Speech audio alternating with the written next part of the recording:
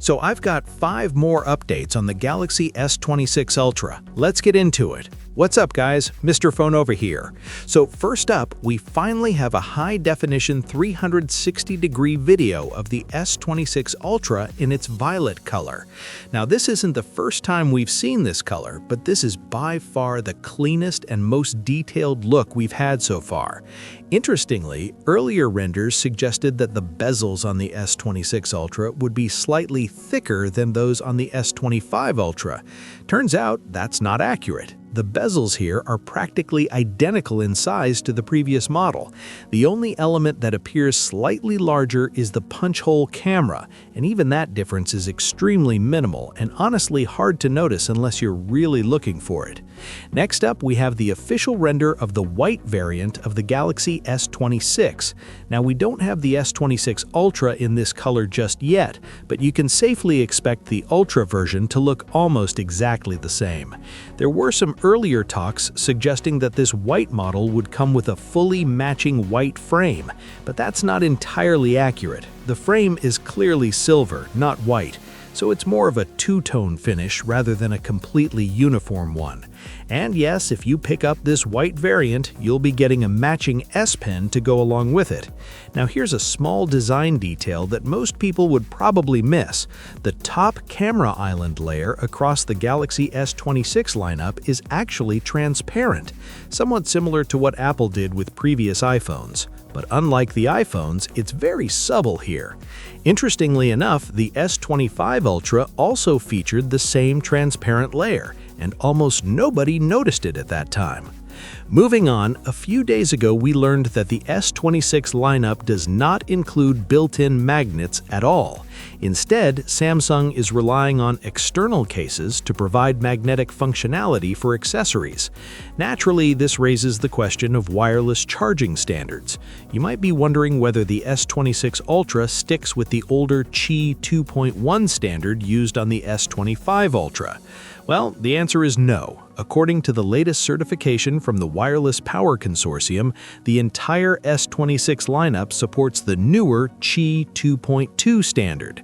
This is the same wireless charging standard currently used by the latest Pixel phones and the iPhones. So why do those phones have built-in magnets and Samsung's doesn't? Well, simple. Samsung chose not to include them. Whether that's cost-cutting or because of the S Pen interference is unclear, but it was a deliberate decision. The upside here is that this certification confirms faster 25W wireless charging speeds, but you'll most likely need a compatible Qi 2 charger along with a magnetic case to fully benefit from those speeds.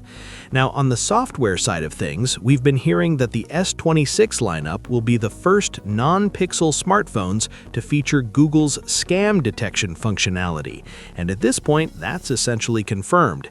Android Authority discovered internal code within Google's phone app that points directly to this feature being enabled on Samsung devices.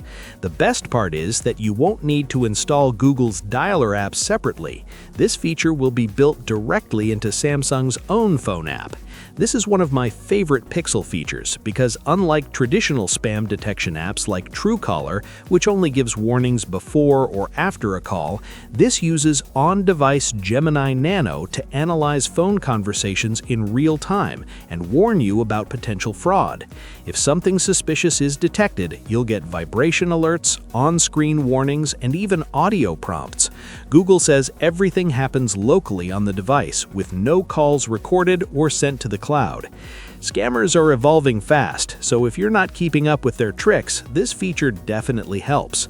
Next up, the Galaxy S26 lineup will bring major improvements in AI performance. Samsung has reportedly partnered with a South Korean company called Noda AI to co-develop a system known as Edge Fusion for these devices.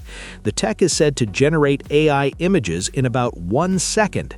If true, that's a big jump over the S25 lineup. What's interesting is that this report claims the image generation on the Exynos 2600 is actually faster than on the rival Snapdragon chips. That would mean the S26 and S26 Plus could technically generate images faster than the S26 Ultra. Of course, claims and real-world performance are two different things. I'll be testing this properly once I get my hands on the devices.